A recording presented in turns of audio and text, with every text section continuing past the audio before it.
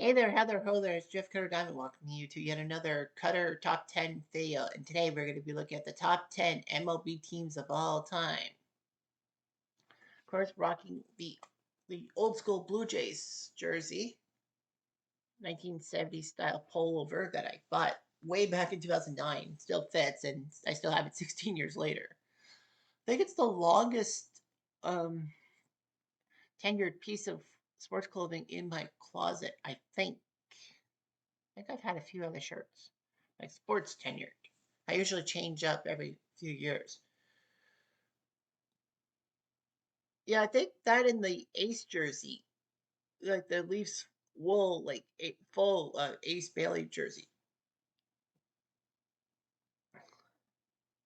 So anyway, I like it and all that. Here, that's in here. Yeah. So the fact of the matter is that today is the top 10 baseball teams of all time because I looked at the top 10 NFL teams and the top 10 NBA teams of all time. Now, there is, of course, a caveat is that with this top 10 list, you have to have been a champion and all that. I know that a lot of people say that the 2001 Mariners or the 1906 Cubs, when they're with their 116 wins in the regular season, should be on the list. But due to the fact that they fell short of the playoffs, I mean, fell short of the World Series, I can't have that. So, anyway, here's the list. And number 10 is my beloved Toronto Blue Jays from 1993.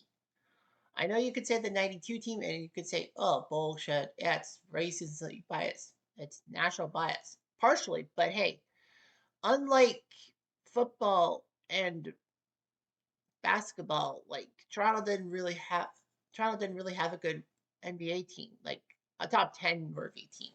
And football, well, you know, where they never had an NFL team. The fact of the matter is that the Toronto Blue Jays in 1993, it was big. I mean, okay, they won back-to-back World Series. Joe Carter with his home run, yada yada yada. But do you know the whole background of the 93 Blue Jays? I don't think you did. I think the 92 Blue Jays lost the most people off their World Series roster in history up to that point, with like 11 Blue Jays not playing for the Jays in 93. I mean, when you look at the 92 93 teams combined, Pat Borders was still the main catcher. First base was still John Olerud. Second base was still Robbie Alomar. Third base changed from Kelly Gruber to Ed Sprague after Gruber left for California, and his postseason woes notwithstanding, and Ed Sprague's postseason heroics. They thought Sprague was ready for the big time, and he was. At shortstop, you had like Manny Lee, but you replaced him and Alfredo Griffin. You replaced those guys with what was supposed to be a big move with Dick Schofield coming in. But since Schofield got injured, the Jays had to make a trade with the Mets, trading Darren Jackson away for one Tony Fernandez, and he popped off like no shortstop could in the 93 World Series. Not even Derek Jeter did that. The outfield, Candy Maldonado was gone. Joe Carter was still around. He was more of the outfield now than ever. Devo was still in center field. I mean, and Dave Winfield was gone as DH. It was now Paul Molitor's turn to be the DH and all that. The Blue Jays had a lot of pitching mistakes. Like Jimmy Key left for the Yankees, so they picked up Dave Stewart, who was good in the ALCS, like undefeated. Tom Hankey left for Texas, so Dwayne Ward was easily put in as the closer. They didn't need to pick up a closer in a trade. So the Blue Jays were heavy and all that, loaded, but they found another piece to the puzzle. Turner Ward just wasn't the answer in the outfield, so they decided to trade for Ricky Henderson at the trade deadline in '93, which was huge because the greatest leadoff hitter of all time and a Blue Jay past, if you will, was going to join the Jays. Armed with Whamco, as in White, Alomar, Molitor, Carter, and Orud, well, you add H for Henderson. They were good. I mean, Alomar, Olerud, and Molitor were the top three in AL batting. Nevertheless, the Blue Jays took care of the White Sox and Phillies in the playoffs. And of course, game four being down 14-9 and coming back to win 15-14, which had its momentum. So, yeah, I know I'm talking a lot about the 93 Blue Jays. All right, Number 9 is the 2016 Cubs, the team that finally broke that pesky jinx. When you look at droughts and all that, as a Leaf fan, I know that the Leafs haven't won a cup in 58 years. The Cubs have had to wait 50 years more than that, 108 years. Entire generations came and went. I doubt highly that there was anyone born in 1908 that watched the Cubs win it in 2016. Nevertheless, the Cubs looked good. With 103 wins, they were actually doing quite well. They had a great bit of youthful talent, as in Chris Bryant, Javi Baez, and Anthony Rizzo when they were younger, and then elite pitching, such as Jake Arrieta, John Lester, and Kyle Hendricks, and ironclad defense, and Aronis Chapman in the bullpen. The Cubs were smart and all that. I kind of fell in love with Kyle Schwarber on that team, even though Schwarber barely played for that team in the regular season because of injury. But the 2016 Cubs actually had to fight against the Giants, making a massive comeback in the top of the ninth in Game 4 of the LDS to beat the Giants and to face their California rivals, the LA Dodgers. Dodgers took it to a Game 6, but the Cubs shut them out and set up a World Series like you wouldn't believe, as the Cubs would take on Cleveland. And someone had to have broken the longest drought. The Cubs had the longest drought. Cleveland had the second longest drought at that time. So someone was going to get the drought broken. And it looked good for Cleveland, up 3-1. But the Cubs made a massive rally, winning Game 5. It was like, yawn, nothing new. And then Game 6, Addison Russell's grand slam helped the Cubs win that game. And then Game 7 was one for the ages. I think it's close to being the greatest Game 7 of all time. I think 1991 and 2001 would basically say, no, nah, man, nah. We're the best. I just don't get it. But yeah, 2016 was huge because the Cubs had that 2-run lead, and then Rajay Davis, not over his power, hit that 2-run looping shot over the left field fence, tied the game, and then the Cubs, after a short rain delay in the top of the 10th, scored 2 runs. Cleveland scored 1 back, but the Cubs won the World Series. They finally did it, and making a whole generation of Cubs fans happy. Number 8 is the 1942 St. Louis Cardinals. The Cardinals were the team of the 40s. Let's not forget that the Cardinals have the most World Series titles by a National League team. We all know the Yankees have the most in the AL and in baseball. But people forget that the Cardinals are tops in the National League with what? 12 world titles? 11? 12? Can't remember. But anyway, St. Louis has had their share of titles. 1942, they were dominant, winning 106 of a possible 154 games. And they took out the Yankees in the World Series. Stan Musial, Eno Slaughter, Marty Marion were good players, and Mark Cooper led a team defined by hustle, youth, and sensational defense. I mean, when you got Stan the Man and Eno's Country Boy Slaughter, and those are nicknames, by the way, it looked pretty good. The Cardinals had a fantastic ERA, and the war did deplete MLB's talent pool, but St. Louis said, no, man, we're going to be good. And memory serves me right. They won the 1944 World Series against their crosstown rivals, the Browns. So anyway, yeah, the Cardinals were the team of the 40s. They even won in 1947. Anyway, number 7 is the 1986 New York Mets. They were full of swagger and all that. Not the only team from 1986 that had swagger. The Chicago Bears as well. But anyway, yeah, the Mets were a team of destiny. They believed in themselves. They played above their own station, if they will. They won 108 of a possible 162 games. So 108 wins, 54 losses. That is actually a perfect mathematical number because 2 times 54 is 108. So that means they won literally 2 out of every 3 games. 2 out of 3 ain't bad is the old philosophy. And they did. 108 wins, they were full of themselves, as you will. They had a great pitching rotation anchored by Dwight Gooden and Ron Darling. I mean, they picked up, who did they pick up from the Red Sox? It wasn't Schiraldi. I forget who they picked up from the Red Sox. But Sid Fernandez was also in that rotation. They had a bullpen to die for, if you will, with Orozco, Aguilera, and McDowell. And they had a fierce lineup that had second year Mets, Gary Carter. Well, second year after leaving the Expos, Gary Carter. Keith Hernandez at first, Darryl Strawberry in the outfield alongside Mookie Wilson, and a third baseman by the name of Ray Knight, who would make people remember who the heck he was. They had the resilience and flair for the comeback and all that. The Mets almost had their season crap out. They were down 2-0 in the World Series to the Red Sox. People forget that the Red Sox won the first two games of that World Series in New York. Mets won 2 out of 3 in Boston, but Boston had a chance to win Game 6. We all know what. I hope everyone knows what happened. Bill Buckner's play, notwithstanding. I mean, Clemens coming out of 7 innings and John McEnroe mishandling Clemens.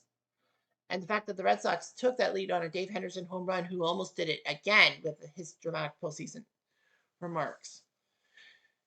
The Mets came back, and then we all know about Buckner. But people forget that Bob Stanley threw a terrible wild pitch that scored the tying run, and then Buckner's ball went through the legs for the winning run. If anything, that ball through the legs would have been the tying run, and maybe the Red Sox would have won Game 6. Who knows? And of course, the Mets won Game 7. That's the Red Sox ran out of gas. Number 6 is the 1961 New York Yankees. This was the first time that expansion would happen in baseball ever.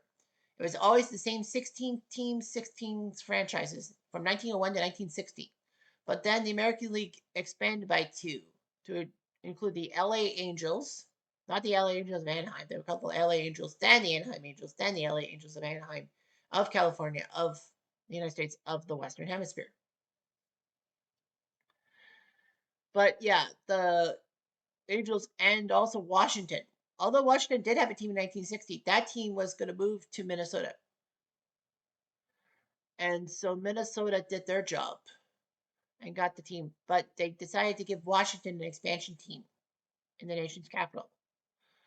So the Yankees played 162 games instead of the 154 for the year before. They won 109 games, were the World Series champs over the Reds. And it was a dogfight, not only with the Tigers for first place in the AL, and of course at the time you had to win the AL to go to the World Series, but also the home run chase between Mickey Mantle and Roger Maris.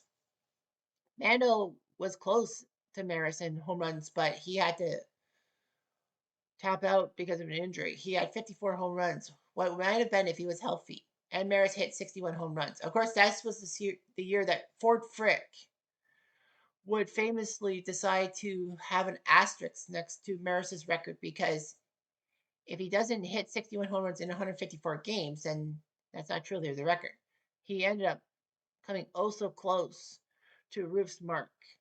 He hit number 61 on the final day of the season. So that asterisk was there for 3 decades before it was finally gotten rid of by Faye Vincent. But the squad had some power hitting and team fundamentals, and Whitey Ford out of the bump. He was pitching well. And the big part was that Casey Stengel left the 61 Yankees and Ralph Hook came in to be the manager. And Hook decided to tell Whitey Ford, you pitch when you want to pitch. Don't fall into the strict rotation of Casey Stengel, because Ford went on a strict rotation, if you will. He didn't even start Game 7 in the 1960 World Series. That could have helped the Yankees. And they were a force to be reckoned with. Number 5 is the 1970 Baltimore Orioles. The Orioles were 1 year out of being, embarrassed. 1969, they had a better team and all that. They crushed the Twins in the first ever ALCS, won the first ever AL East title, and then in the World Series, won Game 1 against the 69 Mets, the Miracle Mets. But then all of a sudden, they put up 4 straight wins. The Mets did. And the Orioles were crushed and all that. But in 1970, they got their redemption song. 108 wins later, they breezed through the postseason and took care of the Cincinnati Reds in 5 games in the World Series. Boog Powell, Frank Robinson, Mark Ballinger, and a few other good Oriole infielders did the job. But one infielder in particular was huge, and that was third base. The human vacuum cleaner, they call him, Brooks Robinson from Arkansas. So anyway, Brooks Robinson played like the human vacuum cleaner. He made a couple of massive plays in the World Series against the Reds that are still talked about 55 years later. But yeah, they went through a redemption song and all that. Jim Palmer and Mike Cuellar led a good pitching rotation, and they were complete teams. They were Finally, a World Series champion. At number 4 is the 1907 Cubs. I know you could probably say you should put the 1906 Cubs, but no, this team, just like the Orioles, was a team looking for redemption. The 1906 Cubs won 116 games. Of course, that was in a 152 game season, which meant that, they probably would have won like 120, 121 games if it was a 162 game season. So anyway, the 1907 Cubs were looking for redemption. They put up 107 wins, which isn't half bad and all that. Three Finger Brown put up a 1.73 ERA, which is one of the lowest in baseball history. Of course, Bob Gibson's 1.12 in 1968 would beat it, but there was a little bit of bias. Nevertheless, the Cubs had everything going for them. They had Wildfire Schultz in the outfield, Johnny Kling behind the plate, and they had a good infield of Joe Tinker, Johnny Evers, Frank Chance. Tinker to Evers to Chance. Shortstop to second to first. And Harry Steinfeld at third base. But yeah, the Cubs looked good. Was it Jack Pfister and someone else was a good player? I would say Pete Alexander, but I'm wrong. Nevertheless, the Cubs swept the Tigers in the World Series. I don't think Ty Cobb was on that team yet. Oh no, this was Ty Cobb's rookie year when he went to the World Series to face the Cubs and lost. They had a brief but brilliant run of dominance. In 1908, they won the World Series again and didn't win for another 108 years. Number 3 is the New York Yankees of 1998. So the 98 Yankees were big. They redefined modern baseball dominance. Joe Torre's team won 114 games, breaking the AL record for most wins in a season by a team, which Cleveland had since 1954 with 111. So 114 wins was good. The Yankees had Jorge Posada, a young catcher who was getting his boots. Tino Martinez at first. Chuck Knobloch at second base when he was healthy and was not error prone. Scott Brosius at third. Derek Jeter, the captain, and one of the few Yankees I can stand at shortstop. In the outfield had Paul O'Neill. I would say Darryl Strawberry, but I might be wrong. And Bernie Williams. So they did their job. They had a deep bench as well. They had combined talent with teamwork, and the pitching staff looked fantastic. They had the two Davids and two former Blue Jays at that, David Cohn and David Wells, alongside Andy Pettitte. So the Yankees had a great rotation, and of course Mo Rivera closing it out in the year of the closer, if you will. They had balance, consistency, and postseason poise. They ended up only dropping 2 games in the postseason after taking care of Texas, Cleveland, Texas, Cleveland, and San Diego. So they put up 125 wins, 50 losses in the regular season and postseason combined. One of the greatest marks of all time. I think it is the record for most wins if you add the postseason. Of course, the 2001 Mariners only won 4 postseason games, so there's at 120. And a funny note is that I even got to see the 98 Yankees play in Toronto against the Blue Jays in July 1998. And funny enough, it was a 9-3 Blue Jays win and all that, led by Jose Canseco's grand slam and Carlos Delgado going into the upper tank of the Rogers Center. Of course, what's weird is that 3-game series saw the Yankees blow it 2 out of 3. So if the Yankees had swept the Blue Jays in that series, they would have had 116 wins. The Mariners, of course, would break the 114 mark, but didn't get to the World Series. Number 2 is the Big Red Machine from 1975. The 75 Big Red Machine was amazing and all of that. They were balanced. They had seemingly no mistakes in their lineup, no chinks in their armor. Johnny Bench, the prototypical catcher.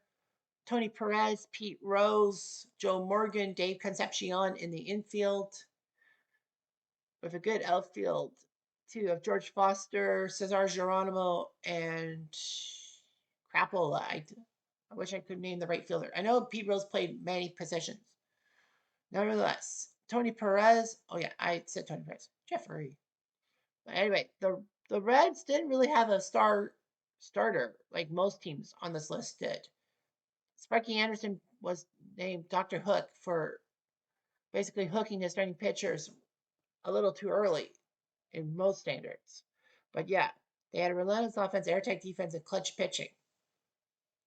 They won 108 games as well, winning 2 out of every 3 regular season games, beating the Pirates in the NLCS and then going to the World Series in one of the greatest World Series of all time, 1975 against the Bull Sox. It was epic and all that. Since he won Game 7 thanks to timely hitting and coming back from a 3-0 deficit in Game 7, people forget about that. Everything is about the Cardinal Fisk, but yeah, the Reds had to come back from 3-0 down in Game 7 to win this thing. But yeah, the Big Red Machine kept its poise in 1976, winning the World Series as well. And at number 1, Murderers Row, the 1927 New York Yankees. 110 wins and 44 losses. They looked great. They had a staggering lineup that could murder the ball, if you will.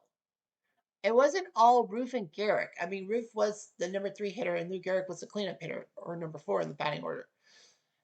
And their clutchness. Babe Ruth could hit the home run, and he hit 60 of them, which was a record till 1961. And Lou Gehrig could put up RBIs like nobody else could. He could hit a ton and all that too.